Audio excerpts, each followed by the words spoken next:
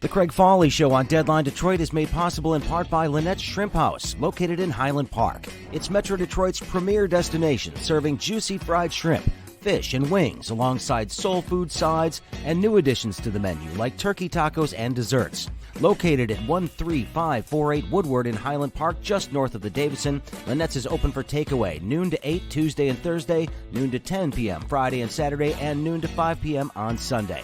Call now, get some Lynette's. Hey, greetings, everybody. Welcome to the week that was on Deadline Detroit. I am your host, Craig Fahle. So glad that you have chosen to be with us today. And don't forget, if you can't watch it live, well, it's available as a podcast. It'll also be at deadlinedetroit.com a little bit later on and on Deadline Detroit's YouTube page. So we appreciate it if you watch it live, or if you just watch it later or listen later. It's all good. We appreciate you being here with us. I have a great panel with me today, a full house today. Of course, Allan Lengel, the editor and co-founder of Deadline Detroit, is with us as always. Hello, Allan. Hello. Nancy Derringer, Deadline Detroit contributor, is with us as well. We Lengel sidekick. Here. Yeah, Lengel sidekick. There you go. Also, we have my good friend Greg Bowens, longtime journalist, PR guy, former spokesperson for Detroit Mayor Dennis Archer, and of course, one of the co-founders of the Grosse Pointe Harper Woods NAACP. Hello, Greg. Hey. Todd Perkins, local attorney, frequent guest on the program, is back with us once again. Hey, how are you? Very well. And Susan Demas is joining us once again, the editor of the Michigan Advance, michiganadvance.com. By the way, if you want to know what's going on in Lansing, that is a great place to go and check it out, because they have fantastic coverage each and every day. And so we appreciate having you with us as well, Susan.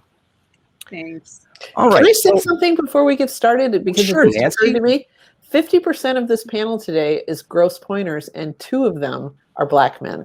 So I'm a Ferndalian now. So I know. I was a lifer. I was a lifer over there, but I've recently moved. So that NAACP branch is really lifting its weight over there. Speaking of that, there's a great story on Deadline Detroit right now that Greg Bowens put up, talking about the need for more diversity in the Grosse Pointe Police Department. But it's something you should check out. Okay, so for those of us that are just don't sleep really well, or like in my case, your cat wakes you up at 5 o'clock in the morning, I was able to actually watch the Senate cobble together the votes that they needed to pass a stimulus package. 51-50. The tie-breaking vote cast at 5 o'clock this morning by Vice President Kamala Harris. And I mean, obviously, we had the whole vote-a-rama thing with, I think, some 40-something amendments that they were talking about. None of them really were anything serious other than fodder for future political commercials that are going to be out there. But we actually got something done on this package after waiting months and months for any real movement on this. Let's talk about this for just a second, because there was some concern about whether or not this was going to be bipartisan. Clearly, it was strictly along party lines.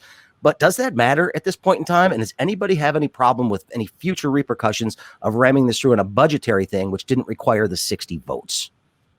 Well, the reality is everybody wants to talk about they're going to work reach across the aisle. That's the thing. I literally think for the time being, that's a thing of the past. That's a thing of the 70s, 80s, 90s, maybe even 2000s. But I think we run it down their throats as far as we can. The same way, Obama, look what Obama did in 2008. He thought that he could embrace the idea. He had a large majority. He could have pushed a lot of agendas, but he looked at the bigger picture and he took it from an altruistic, utopian perspective. And look what happened. They became what they called the party of no. People forget about that press conference they had after he won. They said they were going to say no. And he thought that he could change them. So no, I'm not into changing them. I'm into, something, I want to give all the gravitas and all the vulgarity to that position that it is. But, in the Craig Fahle Show, we keep it 100, but you know where I'm coming from. Just get from the way that they, not tit for tat, but we're looking at the bigger picture is we're doing what's right and we know what's right for America. I think the Supreme Court, the last appointment of the Supreme Court by the Republicans, made it pretty clear. They were like, so what? Yeah, we know this is wrong, but we've got the power and we're going to do it. And I think now it's time for the Democrats to just carry out an agenda and carry it out. I mean, they interfered in 2009 with Obama. They didn't give nearly as much stimulus money as was needed. It's clear that the issue of running up the debt is not an issue It has not been the issue for the last 4 years, and suddenly it's become, again, the Republicans are like, that's too much money. I think they have to carry out the agenda, go with it for 4 years, and if they get slapped 4 years later, so what? Like, go with it and do some good things. It was interesting, though, to watch this and the fact that it was, again, 51-50, which is, thank you, Georgia. But I think they have the numbers on their side in terms of popular support. Over 60% of the people polled recently said that this stimulus package needs to get done right now. People are hurting out there. And it's one of those things that, I guess procedurally they could get in a tit for tat with the Republicans down the road, especially if they lose power in a couple of years. But Susan, the Republicans have shown that they're not exactly fair brokers when it comes to bipartisanship and honoring any sort of gentleman's or gentlewoman's agreement. Right. And the average person at home does not care about arcane Senate procedure. People are hurting. They need help with all sorts of things, from help with childcare to other aspects of the safety net. A lot of people are unemployed right now or underemployed. I don't think they care at all to wait 3 months, 6 months for Mitch McConnell to agree to $200 million. They want help now. And, regardless of what Democrats do, if they did nothing for the next 2 years, Republicans would come back and say, well, you talked about doing stuff without us, so therefore we have to do everything without you. The days of working together are over. There are very stark differences between the parties. There's a lot to criticize about how Washington works and the Democrats and everything. But the bottom line is people want help. This crisis isn't over. And that has to be the top priority, not making sure that people's feelings are protected on the Republican side. And it's fun for me to watch this go down, because there were a lot of people saying that the impeachment that's coming up next week, which we will get to in a little bit, was going to make this kind of deal impossible. I think the Senate Republicans knew that they could vote against this because they can then, obviously say that they're fiscally responsible again, which is something that just boggles the mind. But they can do that. But they also knew that something had to get done. So they allowed this to go on, and they're not going to raise too much of a stink, because if they are seen as blocking relief payments to people, that would be a real problem. The House is a different story, which we'll talk about in a minute as well, because the House Republicans are an absolute mess right now. But here's the thing about it, though, is okay, the Democrats have obviously done something that's right. As was just previously said, people are hurting, and I think this gets relief to people in a more immediate fashion. But the voters, what politicians have recognized is voters' memories are so short, and so 2 years from now or 4 years from now, the fact that that Democrats are bringing the relief and it wasn't with the help of the Republicans, they'll sell that and spin that so many different ways. And I know we can't get caught up but the Democrats need to be thinking about, how do I leverage this for the future? I've got the Republicans on the ropes. They're a fragmented party. You think about it. You have these coalitions that are offshoots. You still got the where the people earlier on, the Tea Party people are resurfacing, and all these different factions within them. The Democrats should not lose this opportunity to take full advantage.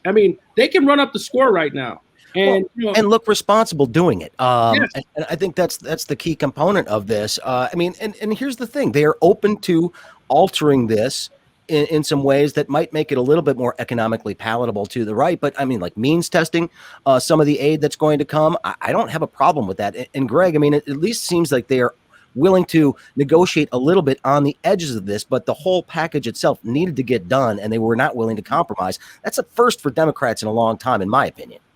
Well, as a Democrat myself, one of the things I always bemoan is how, as Democrats, we don't regain the ground that we've lost when Republicans are in charge.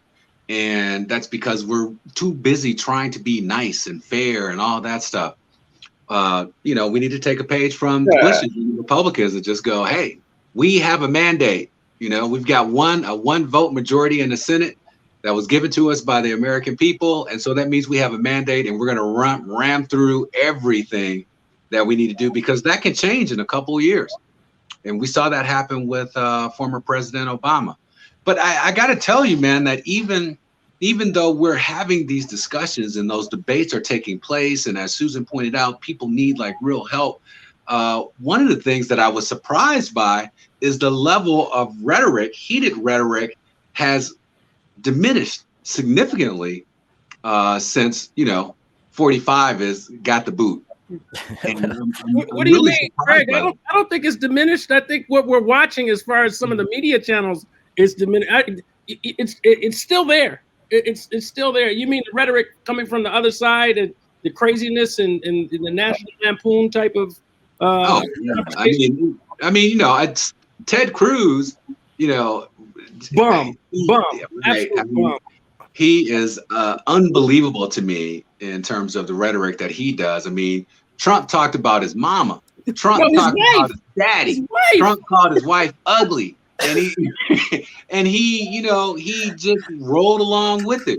And so, I mean, that kind of name calling and that kind of rhetoric is not something that I missed.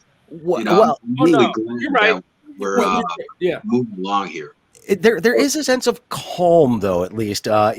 Trump, since he's been out of the picture these last 10 days or so, things have gotten noticeably calmer, at least. And the crazy stuff, since Trump isn't the one spouting it, is getting marginalized. They're getting marginalized right now. We saw it yesterday in the House. Marjorie Taylor Greene actually lost her committee assignments. The Republicans didn't do a damn thing about it. Kevin McCarthy, minority leader, of course, in the House, said, well, hey, she came in, she gave us a speech, said she doesn't believe that stuff anymore. But the fact that we actually had to watch a sitting congressperson go on and say, hey, I think 9/11 actually happened and school shootings are real, and I don't believe those things anymore, despite the fact that she ran on this stuff just a couple of months ago. I was flabbergasted. And the fact that the Republicans are like, hey, it's all good, she can stay. No, it's not. Hell no. There is no way you get away with threatening people's lives or saying that people should be shot. It's just not acceptable. Go ahead, Nancy. It was kind of like, it reminded me of Jess Sessions being a reformed racist, when she said all this. Culture. What'd you say, Nancy? Cancel culture. I was kidding.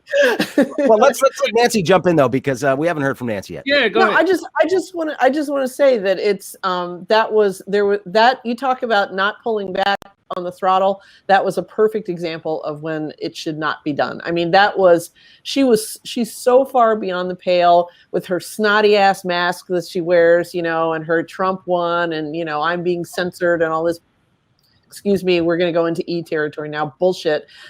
It was time for her to take a very public spanking, and I'm extremely glad that they did so. I mean, but normally the party would take care of this themselves, and that's what the Republicans are complaining about. That hey, we should be allowed to do this ourselves. They won't do it, though. I mean, how many times do we have to see that they will not do it? Well, exactly. Tolerating this kind of crap is what led to January 6th. And there was a lot of toleration of this kind of thing because it was all, oh, it's just showbiz, they're just saying stuff, it's just words, it's this, it's that. Yep. But there's a significant number of people out there who believe this stuff. But their problem is they can't win without those crazy people. Well, I know it. I think they could. But it's time for them to you think they could? You think they could win? They could win. They could win without the crazies, man. I mean, the problem is like people like Congresswoman Greene have been radicalized, and Trump, the former president, has radicalized more people than Al Qaeda. It's crazy. I'm just saying. I was watching one of the late. I can't remember was Seth Meyers or Colbert who says, "Wow." Mm-hmm. She should get credit for acknowledging that 9/11 was real. It's like the bar is so low for these people. They're trying to give her credit and say, yes, okay, she's admitting that, yes, 9/11 is real and the shootings in the schools are real. It's like, who cares? We don't need confirmation at this point that and that she shouldn't get credit for acknowledging something that, And I mean, Susan, for me, the thing that really bothered me the most is that, I don't think that I believed that she believed what she was saying yesterday. And she lied saying that, oh, I haven't talked about these things in years. And I never talked about these things during my campaign, which is just a complete and total fabrication. Yes. I mean, there's no sincerity there. No.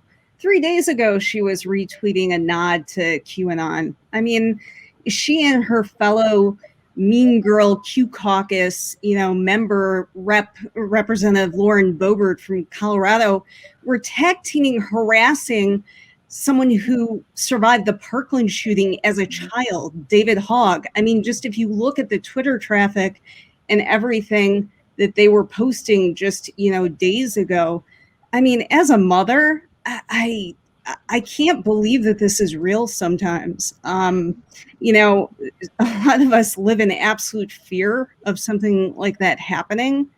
And to have these be members in good standing with the Republican caucus is insane. Not to mention the fact that I think with all of this, 9/11 trutherism and the Parkland shooting denial, that's kind of papered over what started the concern, which was how involved were they in encouraging what happened on January 6th? Do their fellow members of Congress feel safe with them in the chamber? And quite a few of them do not. Who do they align with? The people who ransacked the Capitol, or their fellow members of Congress on the other side who they think eat babies and should be executed? Those people on the Capitol lawn built a gallows complete with a hangman's noose. Now, how do you get enough time to construct a gallows and not have it torn down by the police? You know what I mean? This is the kind of radicalization that has happened with some of these folks. And it's a shame, man. She should be booted out of Congress, not just stripped from the committees. It's the culmination of a whole bunch of things. So it's just, you think about it. Now, we've talked about this on the show before. Look at Reagan. I'm not a fan of Reagan at all, but he would never have allowed this to happen. And we've seen this proliferation downward, or this downward spiral, happening since the 2000s, when they started with questions, the personal questions that they would ask of individuals as we got into the Clinton era and after that point. And it arose, and the culmination was Donald Trump basically playing the dozens all the way to becoming the president. He really just punked everybody out by being able to be quick on his feet with jabs and verbal jabs, talking about people, making people feel uncomfortable. But this is the manifestation of that behavior that's come to this point and crescendoed with a gallows out and talking about. I was listening to AOC on MSNBC either last night or this morning, and she was telling the reporter she could hear them saying, "Where is she? Where is she?" These are people that are inside the Capitol. That's the culminating point. And if we don't do something about it, then you kind of look at it like you've got a bunch of clowns running America, or at least one time, and running the free world. You've got a bunch of children, because these are childlike tendencies to act like that and to say things like that. Only a child could say something like that. But these people are grown-ups, by age, not by maturity. You notice that some states, like in Nebraska, where the party has censored or they censured Ben Sasse. Yeah, Ben Sasse for just taking a stance and saying something, and at the same time they're like, "How dare you criticize, the congresswoman from Georgia? How could you do that just because she's expressing her views, which are crazy?" Dangerous. Well, one of my favorite things of these last couple of days, though, with this whole Marjorie Taylor Greene thing, is Kevin McCarthy watching this guy squirm as he tries to get control of his caucus. And he goes on there yesterday and she said she doesn't believe in QAnon. I don't even know what that is. I don't even know. Which, I'm sorry, if you are the Republican leader in the House, and you've got voters and people out there talking about this stuff, there is no way in hell that guy's not completely aware and hasn't been briefed about QAnon and what they stand for a long time, because his job is to worry about the caucus going forward. And the fact that he pretends that this is just some sort of fringe thing that isn't really infiltrating the party at all, clearly he was lying about that. There's no way he doesn't know. The Trump move, like when Trump said, "Oh, Proud Boys, I don't know, whoever these people are," or right. QAnon. David Duke. Who's David Duke? Yeah, remember that. I hear they're opposed to pedophilia. What's wrong with that? All I know is these people love their country. They love their country. Right. And it was interesting though to see that Kevin McCarthy is trying to cobble together this big tent that's going to somehow allow the Liz Cheneys of the world and the Marjorie Taylor Greens of the world to somehow coexist under this tent. And clearly, this is going to be a difficult balancing act for them over the next couple of years because they are scared to death that they're going to get primaried, that if they do not continue to show fealty to Donald Trump and the quote unquote big lie, that they're going to be primaried. And this is not, I mean, that scares me actually as an American. But here's the thing. If they were tacticians, if they were strategic, something, I would go give some campaign money to that young lady out there in New York and get this guy indicted like they need to. If they did that, once he's indicted, I don't think he's going to get convicted in the House in the Senate and the impeachment thing. I hope that he does. I just can't see how you could not. But at the same time, that the young lady who is the attorney general in the state of New York is coming for her. If I was a Republican and I wanted to get rid of this scourge to my party and scourge to America, go align yourself with her. I would ingratiate myself to her. I'd take her out to lunch. I could be and I guarantee you, she will give you what you want. She's going to give it to him anyway. You know what I'm saying? And, she's one of the baddest attorney generals I've seen. I love our attorney general, Dana Nessel, but, these women have gotten to the point where, for a white man like Donald Trump, I'm sure he's got to hate it coming from getting the business from a black woman in New York and then a gay female in Michigan who are giving them the business. He can't stand it. I know he can't. I love it. Well, that brings up, let's move on here for just a second, because obviously we're still going to watch what happens in Washington over the next couple of weeks. This is going to still play out, but and there will be further negotiations on what this final package will look like. But progress has been made. Look for the House to make some tweaks to it here and there, but I think we might actually see some checks, some of us anyway, over the course of the next few weeks, which would be a big relief for a lot of people. But we're talking about sexism. Michigan. There's the great story in the Michigan Advance talking about what is going on right now at the Capitol in Lansing. This tit for tat against Gretchen Whitmer, between Mike Shirkey and Gretchen Whitmer. None of her appointees right now, especially minor appointees, they're not getting hearings. They're not getting appointed because of this squabble over her powers that she has over the pandemic and what they can do over the pandemic. And I guess, Susan, the thing that really puzzles me the most is that the Republicans haven't expressly said what it is they want when it comes to her to do. What do they want if they're actually going to start moving her appointees forward? They haven't explained what it is other than they're pissed off about something. Yeah. I mean, you heard from House Republicans that, their initial idea was schools don't get any money until county health officers get to be in charge of everything because Braden has to play hockey. And then, that issue disappeared. And frankly, if you talk with county health administrators, they do not want this responsibility. No, it's not what they signed up for. And a lot of them are facing extreme hostility in communities as well. So they're kind of setting them up. And that's a whole other story. Really, I think in an ideal world, what Republicans would really want is the governor and her administration has zero authority over COVID. Either the legislature or locals do. And any data metrics aren't going to come from the health department. They can come from the Michigan Chamber of Commerce, showing everything is fine. And honestly, that's probably their ideal world. Not very popular, so they kind of do this wink and a nod. She's just gone too far. She won't work with us. And frankly, it works. If you look at half the headlines, it's Republicans just want compromise. What the hell's wrong with you, Gretchen? So what's the incentive for them to act in good faith when most of the time they'll get credit for stuff that they don't do? And to your point on sexism, there was a pretty enlightening moment this week on the Senate floor with Senator Ed McBroom. He's the senator from up in the UP.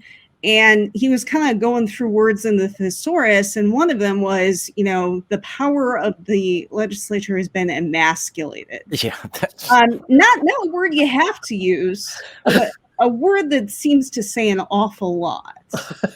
Well, it certainly does. And, again, this is why I read Michigan Advance, because this stuff is in there. You learn all the stuff that's going on there, because we don't often pay attention to what's happening in Lansing because the Washington stuff has been so off the chain.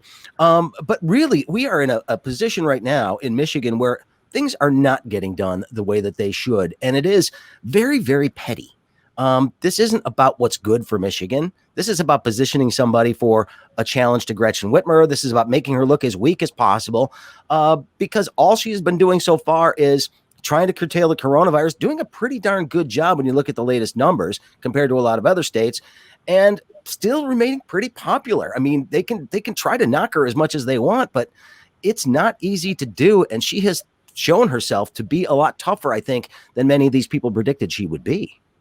I think a lot of people expected that, they were dealing with somebody like former Governor Jennifer Granholm, who would work with them, who would cave on certain things. And, by and large, she's, held her ground on a lot. And that just is absolutely infuriating to somebody like Senate Majority Leader Mike Shirkey, who just can't believe, first of all, can't believe that she got elected to begin with, but can't believe that she has the nerve to exercise power, because it's just not supposed to be that way. Yeah. Isn't he the guy that said she looked good or something like that? Yeah, he said she looked fabulous, I think was the word he used. Keep in mind, this is also the guy who went down to over to Hillsdale College and told a student group that she was, quote, batshit crazy. So, I don't blame her for not wanting to work with him unless he's issued an apology. And I don't think he ever did. These folks are, exhibits A and B on why term limits don't work. You know what I mean? We get these crazy people up here who are not paying attention to the issues and are running around saying sexist stuff at will and not paying any kind of price for it. I'm like, who is giving these folks advice?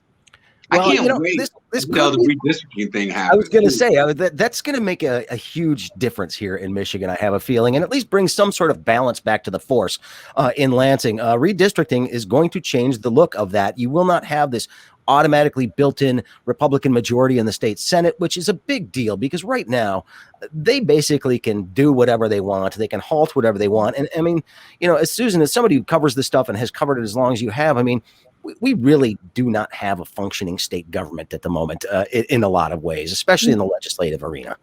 No, there's just not a lot that has gotten done. The legislature wanted power over COVID. They sued the governor. They won in the state Supreme Court. And then, they refused to take any action because they don't want a mask mandate. They don't want any restrictions. They've done nothing in terms of trying to help with vaccination policy. They're even withholding money, from this COVID aid, program. We keep being told that the economy is in shambles because of Gretchen Whitmer, but they're slow walking the money. So, I mean, there are just some real basic contradictions. But, if you ask what their agenda is, I'm somebody who, has covered the legislature for, over 15 years. I can't really tell you what their agenda is other than the fact that they really hate the governor. They want to give business tax breaks, I guess. But, what else is there besides, health orders are bad? Well, I can tell you what it is racist, number one. It's sexist, number two. Because in my opinion, my position, race plays a factor in America and everything. We're the most racist society in the world. We were built on hate. We were built on racism. We've never let that go. The failure of this country is the failure to deal with race honestly. That's my first position. But then you've got a woman who's telling him what to do. First and foremost, look at his hand. He tells his hand in the sense that he says she's he described her not by her acumen, not by her intelligence, but by how she looks. You know what I'm saying? So that's the first thing that white man does. And so he's told on himself about what he thinks. And so when she tries to exercise power, it's almost like a black person in the 60s or in the 50s or in the 40s trying to go vote. He's like, how dare you? You know what I'm saying? And so, I think you guys have it wrong. There's not a lot going on. It's not a lot going on because now we have a Democratic executive branch, but we still have that conservative, that Republican, batshit crazy Republican legislature. So yeah, there's not a lot going on then. But if we had a Republican governor and we got this Republican Senate, they've been ramming stuff down our throats. I think that I'm using Greg's terms, ramming stuff down our throats. So, if nothing else, what she is the stopgap. She's the stopping point to stop all that garbage from coming down and being pushed on people that business tax. The business tax is nothing more than another way of saying, I'm not going to let anything from the common man come through. Right. That's exactly.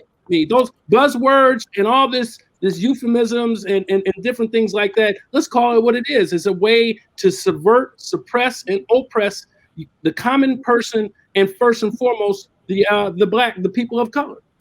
And I got to say this, I'm really surprised at the kind of the vox populi chatter around this issue in the state that's amplified regularly by the media. And that is that Gretchen Whitmer somehow wants to be a dictator. She wants to control everything.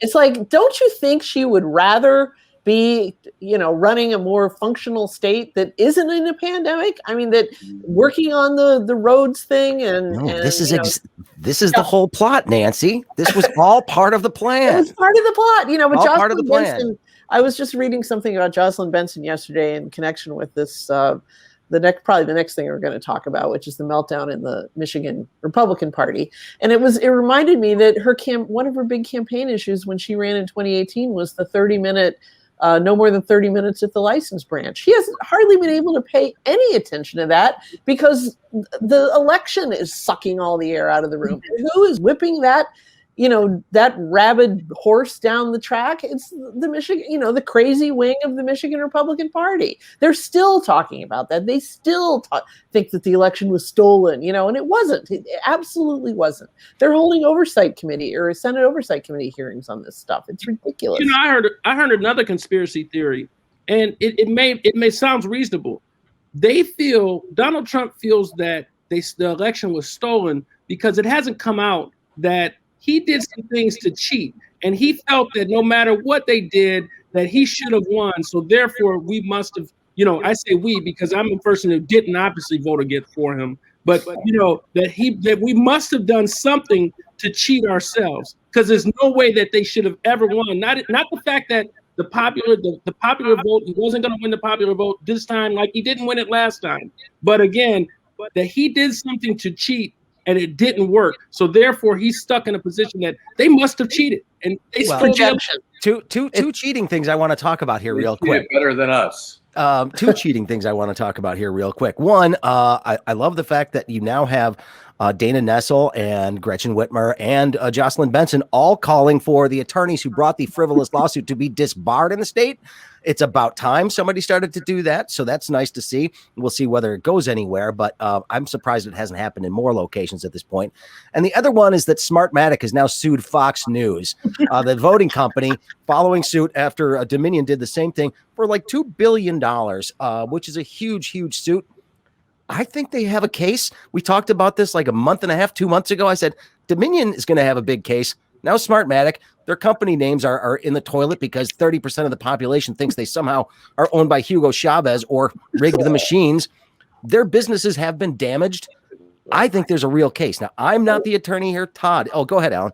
I was going to say Todd knows better, but I think the general rule is for the law that you can express your opinion about, you can say that's a lousy voting machine. They're horrible. I hate them. They're blah, blah, blah. But when you start with reckless disregard and you're making up things, then there's some reckless disregard. And I think that is the avenue for recovery of some losses. And Todd may.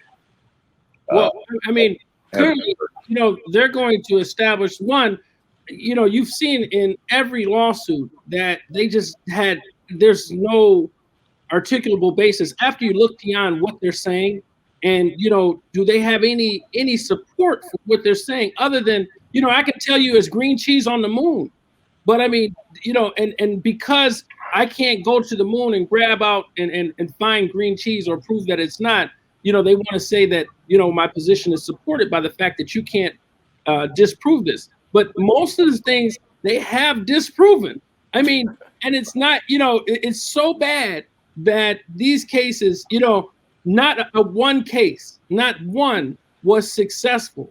I'm sure there are hundreds that went around the country. So whether there's some recovery, I do believe that there's an ability to articulate a basis for recovery against the people. Now, who do you go after? Do you go after the lawyer, or one of the strategic things that our governor and our attorney general and powers that be, what they call them pink power in Michigan, that have gone after or are going after the lawyers from a licensure perspective, because they've defiled the bar.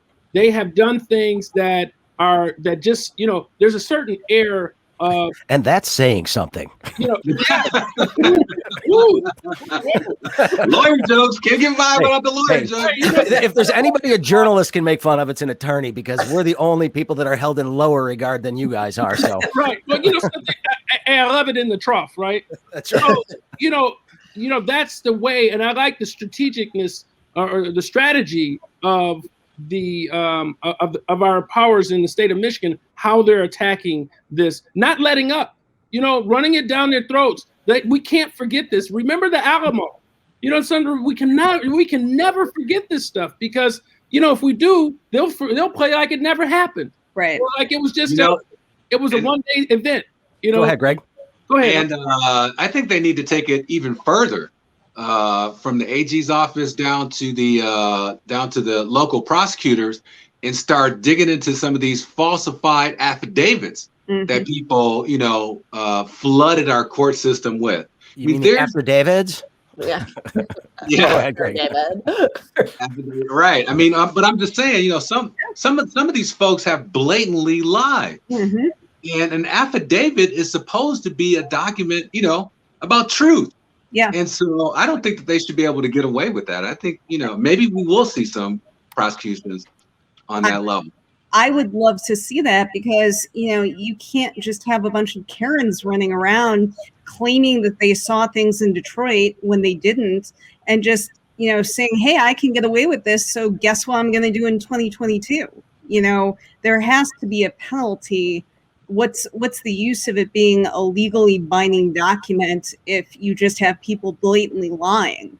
And I think that, this whole episode is kind of the culmination of the last 4 or 5 years, where so many people on the right got used to saying things that were just completely detached from reality, attacking people, trying to ruin their lives. I mean, you have the president of the United States tweeting about regular people and just sending like mobs to go after them, and they would get death threats.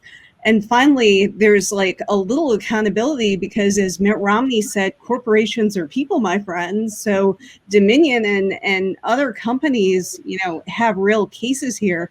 But there are just so many people, these poor poll workers who are just doing their jobs in Detroit, who are just mercilessly harassed by these mobs of people who were sent in to disrupt and to treat them like absolute garbage. So as much accountability as, is allowed should happen, because we can't afford for our democratic system for this to happen again. Well, they would have disrupted the count in Detroit had they gotten into the room, that the mob that was outside and banging on the windows and stuff. Well, I mean, that's some serious stuff, folks. It's a precursor to the Capitol. The Michigan State Police, fortunately, were able to get a handle on some of those people and basically get them out of there, which was nice to see. Are we talking about the Capitol or the TCF Center? I said TCF Center was a precursor to what happened at the Capitol. Let's give the credit to the Detroit police, because they were the ones who really. I thought it was MSP that was there. Well, I don't know. I'm not sure. Actually. Either way. Thank you, anyway. Thank you, police, for getting that under control. But speaking of the Karens, Queen Karen, Nancy, I know you've been in touch with Melissa Carone, who is the one who testified with Rudy Giuliani in Lansing. She's now suggesting she may run for office. Yeah, suggesting. She's announced. I know. She's absolutely announced. I've been reporting a story on this all week, and I hope to have a little bit of time to start writing it. She says she's going to run in the 46th district, which is up in northern Oakland County. She's shopping for a house up there. She did not take kindly to my question if she was shopping for a district, because if she'd stayed in Grosse Pointe Woods, where she lives now, there's no way in hell she could be elected to anything, because that's a safe Democratic district. But does that district cover Howell by any chance? No, I don't think so. Anyway, she's sticking to her story. I mean, she's been touting this thing that is apparently running now on One America Network or News or whatever. This is the Mike Lindell, My Pillow guy. Oh yeah. And I forget, it's got some ridiculous name, but she's apparently interviewed in the midst of in the course of this, and it's his absolute, this is what happened and this is my declaration. Just before we went on, I peeked over at Will Summers' Twitter. He covers the crazy right for the Daily Beast, and he said that it starts because Dominion and Smartmatic, we now know, are not, they're not rolling over for this, and they've required Newsmax and Fox and I believe One America News to read these extremely detailed disclaimers that say essentially all of our reporting is bullshit. But there's this big disclaimer that runs, but that One America News puts up before this thing airs, saying that it's purchase time. This is not our reporting. Don't hold us responsible. Yada yada yada. So, it's crazy times. Fun times indeed. That's going to be a great campaign to watch. I have to watch it after this thing is over. What's going to be an interesting campaign, maybe, is the mayor's race. Here you see that Anthony Adams has taken a shot at Duggan, and you wonder what the reaction is. His affiliation with as being the chiefest, or the deputy mayor for Kwame Kilpatrick. How is that going to play out in this election? Well, I think that Duggan's going to use that to try to besmirch Anthony Adams, which I think is wrong. I'm waiting to see how this shakes out as far as me being someone in the city. I'm interested, sometimes I jump in too soon, but I'm so interested in what Greg's, because Greg, this is his sort of backyard right here, but I'm interested in what he would say. Yeah, go ahead, Greg. I was just going to say, you got to have the discussion about the future and what's going to happen next. And Anthony Adams represents on some level a discussion about Black identity and Black nationalism and the ability for Black people to govern themselves. Now, it's interesting. I mean, if he will actually be able to tap into a sense of destiny, then that could change things around. But, for the most part, people want to feel like, they're just sort of past that. We got a white mayor of a Black city and everybody's cool with it. So, having the discussion is having that. And to be honest with you, I think my judge has done a good job. I don't think everybody. Probably not everybody, but I'm keeping my mouth shut about this one, given my past work history. So I think it's best that my opinion just sort of sit there. Mike Duggan I think he's had a pretty hard second term. The man's gotten divorced on the public stage. He's been, had his whole life dug through, and then you have a pandemic. And so now you have somebody who was the CEO of a major healthcare system dealing with a pandemic in a city that's been devastated by it. And now you got to get the shots out. So it's interesting. I don't know if Anthony's really going to be able to do it. My understanding is he's polling at like 10% right now. I'll say this. He's been off the scene for a while too. As a resident of Detroit, I've been super impressed by the testing site that was set up in the state fair. Colonizer. I've been impressed in the organization of the COVID already. Getting it out here. I think Duggan is, shown he's a very well organized, good manager in that respect. Whether it spills over. I mean, Anthony Adams is raising questions about, the Gilbert project, the Hudson's building. Who's benefiting from that? Who is really benefiting from all the things that are happening in Detroit? And it's great because this election should bring up those issues, and they should be addressed. And I think last time when Coleman Young was running, we saw a lot of activity suddenly on the part of the city in different projects and trying to show a different, help in the neighborhoods. And I think it's an issue that needs to be brought up, because there are some neighborhoods there. It's great. We've seen neighborhoods around the city of Detroit that have sort of come back. I mean, we've seen Palmer Woods, Boston Edison, Sherwood Forest, University District. We've seen a lot of those sort of come back more than what they were, but there's still some neighborhoods that are just going nowhere. On a deeper level, what we've seen is the complete destruction of the Black political power structure in the city of Detroit. Even the educated class. Well, let me put it this way: you guys in the Ford building, man, that building used to have tons of Black lawyers in there. I don't think it's the same way anymore. You know what I mean? There's nobody in there anymore. Well, but I'm just saying that was an area. I mean, having access to Black attorneys was a thing that we just sort of took for granted. But now I think it's been changed, and so those areas, those professionalized areas in Detroit, have been decimated. They really have. What they've done is they've increased the rates up so high. But let me say this much about Duggan.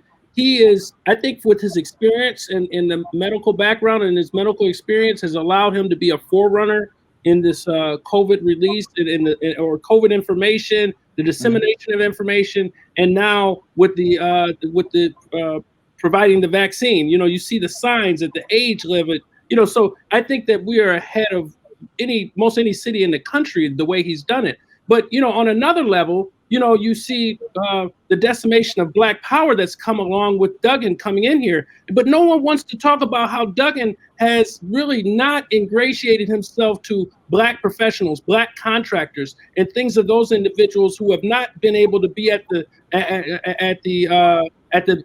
benefits of receiving contractual relationships. He's looked for partnerships in other particular individuals who are not Black. There's no preference there. Now, I think he's moving in that direction now that he sees that he's going to have to, because I believe that Anthony Adams is going to bring that to him. Now, whether Anthony Adams... Okay. Go ahead. Well, no, I'm just saying we we've got to move on because we're running out of time. And like I said, the filing deadline is still coming up. We'll see I will have plenty of time to talk about the mayor's race. Sure, McPhail's name is come up as well. Oh, geez. Yeah. Okay. That's... That was funny. But like I said, we've got to move on because we don't have that much time left. We are slowly seeing, speaking of COVID response, we are slowly seeing things get back to, I don't know, closer to normal. Bars and restaurants allowed to have limited capacity. Schools, sports starting up again. Far from normal at this point in time. But as more and more people are getting this vaccine, who's feeling a little bit more comfortable about going out and venturing out and doing things? Is everybody feeling a little bit better, like there is a light at the end of the tunnel, or are we being not careful enough? Susan, you're shaking your head. No, especially not with this new strain, where it really appears that you need a lot less exposure. A regular cloth mask is not going to do it.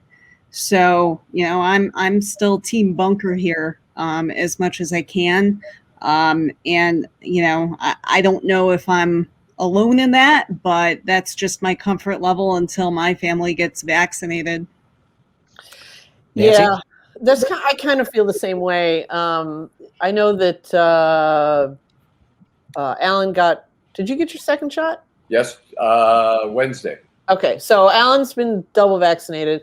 I am just under the age limit. I'm 63. And so I was looking at the timeline based on available supplies, and I might not be able, I expect it'll change, but the timeline that I looked at said that I might be able to get a shot in the summertime, which is really, I think I'm going crazy now. That's going to change with Johnson & Johnson. Yeah, I know. That's going to change. There's going to be more out there. So as soon as I get vaccinated and we get a little closer to spring, I'll feel a lot better. But for now, I'm wearing my KN95 mask all the time. Well, not, in my house, but when I'm out and about in the world, no more cloth masks, no more of those little blue ones that actually allow you to breathe a little more freely. I've gotten used to the bad one. So Yeah. All right. Well, okay. So we've got about 10 minutes left, and I definitely want to talk about this. I mean, it is Super Bowl weekend, and I'm not asking for predictions or anything like that, but, it could be the super spreader bowl if we're not careful. Again, this is the thing. Every time we make a little progress, we take a step backwards because people get together to do things, in the Super Bowl for some people is more important than even like Christmas. And it's a notorious party day. Excuse to eat Fritos, for God's sake. I mean, that's it. Well, but Super Bowl parties are kind of a big deal. And it's going to be a little bit different this year, but anybody planning on doing anything for the big game No. at all? No. No. I come out now Watching a game. and I'm still like Susan said. Susan, I'm assuming you're at home, but I'm in the office because I can social distance. But I come out, I come into the office. I don't go out to eat to the restaurants and try to have it delivered. No, I'll be watching the game in the best seat in the world at my house. All right. Well, okay. With that said, it is time now for this. And now it's time for Deadline Detroit's nominees for Schmuck of the Week. Fancy new graphics that we have there. That's one of two. We had the other one last week, but we're going to keep working on that. Michael Lucido and I will keep coming up with some fun things that we can do. All right, time for nominees for Schmuck of the Week. And who wants to go first today? Nancy Derringer wants to go first. I'll go first because we didn't talk about this, and also because I want to give tribute to our co-panelist, Susan, for alerting me to this. But my Schmuck of the Week is going to be whoever at MERS News approved Brandon Hall's. Brandon Hall is, well, he's described here as a former Michigan Republican Party chair candidate. But my understanding of his influence in the state GOP is it's not quite that, shall we say, mainstream. But anyway, Also convicted of election fraud. Yeah. Yes, exactly. And a person who has been convicted of election fraud. He had a reaction to the state GOP meltdown yesterday that they decided was the quote of the day. And they featured it prominently on the website. And it's this.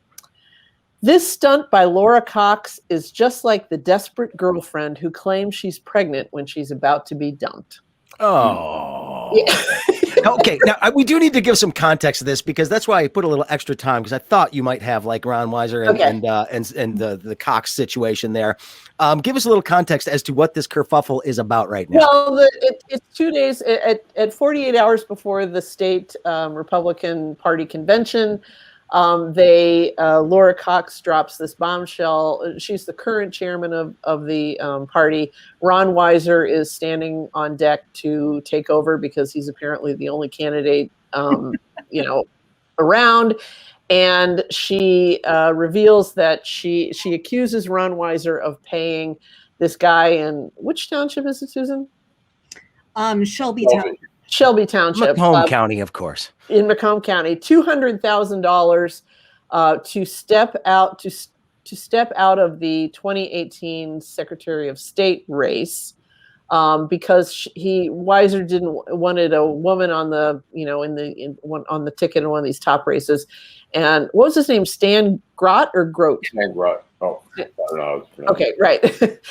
He paid him $200,000 in some sort of make work thing for him to drop out of the race so that Mary Truder Lang could be the Republican nominee. And he did, and $200,000 flowed to this guy for essentially doing nothing. Weiser claims that he was actually being paid for work that he did in the recording precinct delegates. I want that job. Which is a hell of a paycheck for finding Republicans in Macomb County. Let me just say that.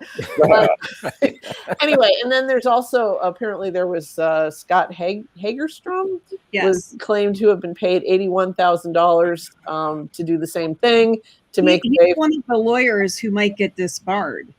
Oh, really? Okay, yeah. He was a Trump campaign. Anyway, the point is, it's a fight between a woman and a man, and this Brandon Hall immediately plays one of the most sexist cards that you can. And this continues what I said last week about Mike Shirkey and Gretchen Whitmer, which is that people will say things about women that they would never say in the same framework about, say, a person of color anymore. It's just like sexism is just like, I agree with Todd that racism is America's original sin, but sexism is still very much with us. And so Brandon Hall and the MERS person who decided it needed to be quote of the day. Yes. Ooh, and also sexism is part of the decision of, the fact that Brandon Hall got that quote, because I don't think a woman approved it, not knowing who the editor and publisher are. Okay. Well, okay. All right. Who wants to go next for their Schmuck of the Week nominee? Well, my Schmuck of the Week is anybody who jumped the line to get a shot.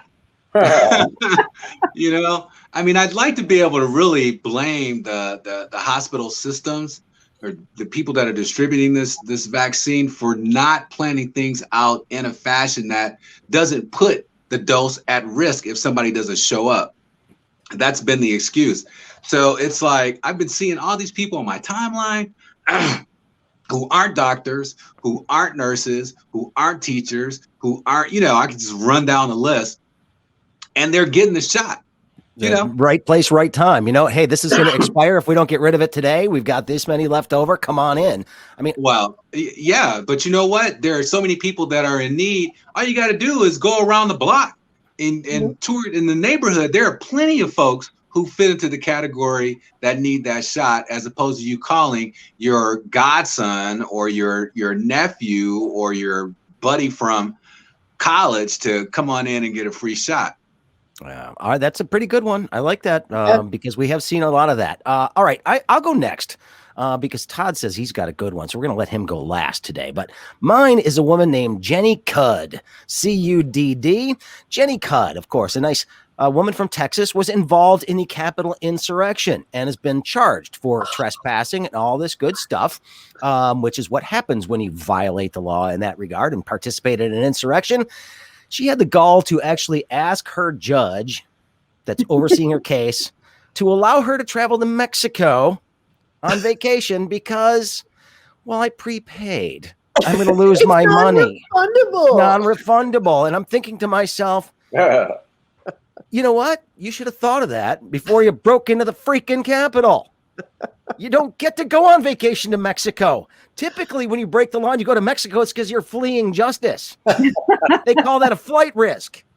You're not supposed to do that kind of crap. And the fact that you actually asked the judge to let you go and that the judge is even considering it. There's rumors out there that he already did, but from what I understand, he has not granted this request yet.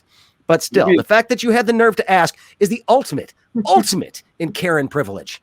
Maybe that was her plan, break into the Capitol and then flee to Mexico, but she got caught. But she did it in the wrong order, man. You're supposed to go to Mexico right after you commit the crime, not a few weeks later after you've already been caught. But anyway, Jenny Cudd is my Schmuck of the Week. Karen Cudd is her name, C-U-D-D. Anyway. All right, let's go with Susan. Who's your Schmuck of the Week?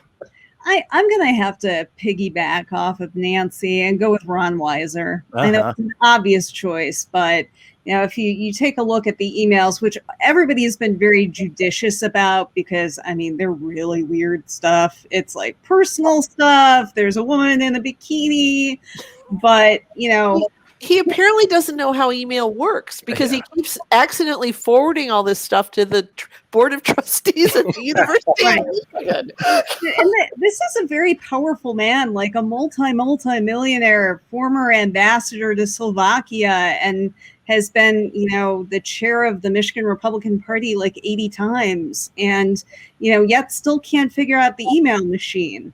Reply all is a bad idea. Hey, don't send it to your regents group. They don't want to know. And his response to, people who took issue with his positions on things and, perhaps personally profiting from U of M opening this fall because he happens to own a lot of housing in the area. And, just his dismissive attitude that this is Germany in the 1930s. I mean, this is not a guy who has a real grip on reality and apparently will probably be the next party chair and look good in comparison to his co-chair, Michonne Maddock, who's married to a state representative, Matt Maddock. They own a bail bond company. Maybe they did a lot of work after the insurrection. I don't think we've found that out, but they've been very careful. Oh, we weren't at the Capitol. We just went to hang out in our hotel room like everybody, in DC. But these are the people who had their alternative electoral college scheme. Here's our list of Republicans who voted for Trump, and they should be substituted because Joe Biden didn't win the state. So they've just been doing a series of things, have gotten absolutely no consequences for any of it. And by all accounts, Ron Weiser made a deal with these folks so that he could come back and, do what Republicans really want him to do, which is to raise a buttload of money for 22. But you have to strike a deal with the Trump fringe and Brandon Hall to do so. So Ron Weiser not showing a whole lot of common sense or, common decency. All right. Mr. Lengel, who is your Schmuck of the week? I'm going to go with some obvious one. Obvious one with the backup. Kevin McCarthy, I think, is just, the guy can't stick to a story. He's critical of Trump. He's not critical of Trump. He's critical of, Green. He's not critical of Green. He's sticking.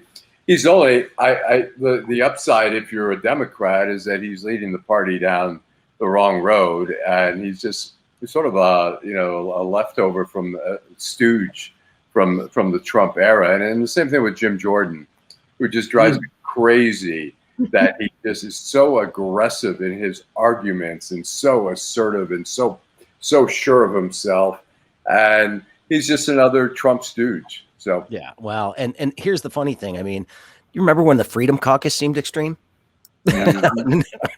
And now we've got the QAnon caucus. Come on now, get a grip, guys. You need to figure this stuff out because we can't function with these people in power. Although, I'll tell you what, McCarthy looks vulnerable in a couple of years in terms of leadership because he's looking weak. All right, Todd Perkins, you said just wait for my schmuck in our private chat here. Who do you got? I along the way I was thinking about about McCarthy because this guy's flip-flops one way or another, goes down and kisses the ring. But I keep on thinking, as you and I have been talking in the chat, my schmuck of the week is Kevin Adele. You know what? I meant to talk about that. Thank you. A reprobate. He to me, he has a predominantly black station with black talent. WADL, and of course, Superstation 910. He's the owner. We should clarify that real quick. Yes. And he tells people who are not paid, who are doing this, because they want to get out their message, and he gives them the forum that because Kwame Kilpatrick, think what you want about him, he did not accept his offer to come on his show, that he tells other individuals they can't mention his name on their shows. It's an element of white privilege. It's an element. It's an oppressive environment. He's suppressing their vote, or excuse me, their voice. If in a different venue, you could argue that he's restricting free speech. It's his station, obviously, but again, I could not live under those, or I could not work under those conditions. I will not listen to that radio station. And what black people have to do when we see these injustices, what women have to do when we see these injustices, because I agree with Nancy, race first. But now what they've done is they've defaulted to sexism now. So, well, done, and so, and here's the thing. Don't listen. Go ahead, Todd. No, that's what I said. Just boycott them. You have to stop patronizing these people. And here's the thing about that station that drives me absolutely nuts. See, now I did radio for a long, long time. And one of the things that always happened when I would do a radio show is I got a paycheck. I was hired by the station to actually do a show each and every week. And, that's the way that it works. Kevin Adele says you can have a show, but you're not going to get paid. You got to sell your own ads. You got to make your own money. Okay, this is sort of this new way of doing things. But Kwame Kilpatrick was offered a primetime slot. He could either have morning or afternoon drive on Kevin Adele's station, but he wasn't going to get paid any money. And he's like, well, he could have sold a ton of ads and paid off his restitution. But when Kwame turned him down, now he's persona non grata and he's the worst person in the world. I'm sorry. You made him an offer. He said no. It doesn't make him an awful person and somebody that you should shun for the rest of your life. The pettiness that I see from this guy time and time again is just unbelievable. And the trail of people that have been left in the wake of 9:10 a.m. is just ridiculous. It's similar to what Dan Gilbert with LeBron James when LeBron James went down to Miami. At a more fun. prosaic level. But the stories that I heard about that guy and that station when I wrote my story about it a couple of years ago were just, they were hair curling. And then there was the time that he had Mort Meisner call me up and threaten that he was going to bring Sam Riddle in the remote truck to my house to do the show. And Sam Riddle was giving out my cell number on the air, and I'm out to dinner with my husband, just declining calls. And he's like, call this Grosse Point Nancy and tell her she's full of shit. It's just hilarious. I would have brought him coffee if they were out there doing the morning show out there. Well, I said what I told Mort was, the Grosse Point Woods police would love to escort Sam Riddle in the remote truck off of the street because they love to protect their poor precious citizens. Yeah, but imagine me, defending Kwame Kilpatrick, but here I am because you know what? I don't blame him for turning that down. It wasn't that great a deal. No, and then he what? Free is not a good deal. Paid some people. I think Olin Finley was paid something. I think Jack Lessenberry was paid something. Yeah, but he was not. Kwame was not offered. And he does pay some people, not most people know, but I believe that a prominent, shall we say, African-American gentleman was offered a spot there with a substantial salary, which he turned down, which I don't blame him. Well, I will just leave it with this. When I left the mayor's office several years ago, one of the requests made by the people that were in the communications department, they said, whatever you do, please tell me you'll never end up at 9:10 a.m. Yeah. Anyway, all right, we got to wrap it up for the week. We're a little over time, but I want to thank my guests, of course, Susan Demas, Michigan Advance, michiganadvance.com. Great coverage there all the time. Thank you for being with us. I do appreciate it. Yeah. All right. Todd Perkins back with us once again. We appreciate it, sir. And I'm sorry to interrupt you at the end there. Oh, no. But good time. We love having you. Thank you very much. Greg Bowens, thank you. And what's your dog's name once again? My name is Coco. There you go. Okay. Coco. Say hi, Coco. And Coco apparently sounds like Michael Jackson.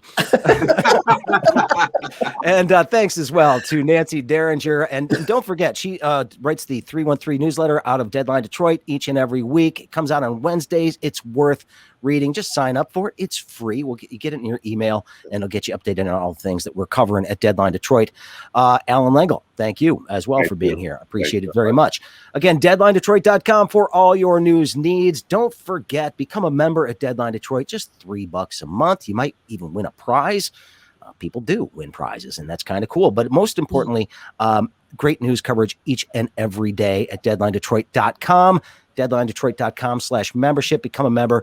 Keep our little band of merry pranksters going here. We do appreciate it very much. Thanks to Lynette's Shrimp House for sponsoring this broadcast today. I certainly do appreciate them and their continued success over there in Highland Park. We appreciate the work that they do. And thanks to Michael Lucido for engineering this broadcast today. This has been The Week That Was on Deadline Detroit. We are here every Friday at 11:30. And as usual, Allan Lengel. Stay home safely. The Craig Fahle Show on Deadline Detroit is made possible in part by Lynette's Shrimp House, located in Highland Park. It's Metro Detroit's premier destination, serving juicy fried shrimp, fish, and wings, alongside soul food sides and new additions to the menu, like turkey tacos and desserts. Located at 13548 Woodward in Highland Park, just north of the Davidson, Lynette's is open for takeaway, noon to 8 Tuesday and Thursday, noon to 10 p.m. Friday and Saturday, and noon to 5 p.m. on Sunday. Call now, get some Lynette's.